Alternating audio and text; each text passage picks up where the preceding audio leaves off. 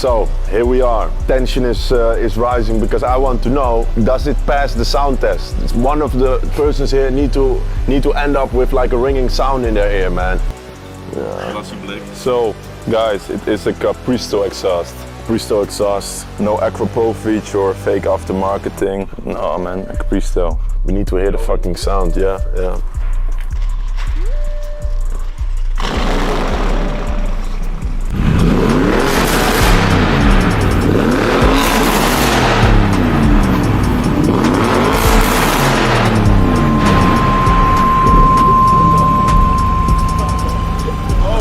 Fucking hell, man, what is this shit? You can kill people with that for sure. It's even squirting a little bit on the floor, you know? Just more like it.